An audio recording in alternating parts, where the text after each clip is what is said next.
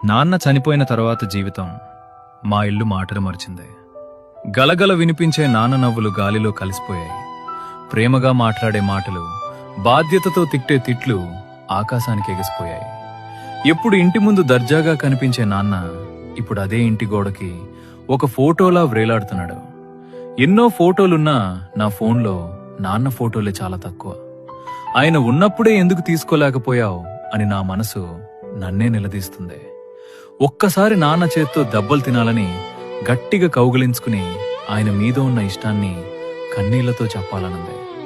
ఈ బాధ జీవితాంతం వెంటాడుతుందేమో, సంతోషానికి కోపం వచ్చిందేమో, మా నవ్వుల్ని మాకు దూరంగా తరిమేసిందే, నిద్రకి కూడా బాధేసిందేమో, కనురెప్పలతో కన్నీళ్లని నొక్కి పట్టేసిందే. నా మనసుకి సర్ది చెప్పుకున్నా బయటికి ఏడుస్తూ కనిపించకని, కాని అమ్మ నవ్వడమే మర్చిపోయింది.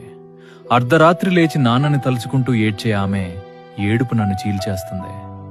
నాన్న ఉన్నప్పుడు ఎంతో ధీమాగా బ్రతికేవాళ్లం, కాని ఇప్పుడు నాన్న లేని పిల్లలు అని దీనంగా చూస్తుంది సమాజం.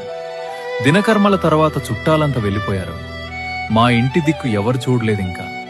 అప్పుడే అర్థమైంది, నాన్న లేకపోతే గూడు చెదిరిన దిక్కులేని పక్షులమే అని. నాన్న లేనప్పుడే తెలిసింది బ్రతుకు ఇంత బరువు ఉంటుందా అని. నాన్న ఎంత బలవంతుడో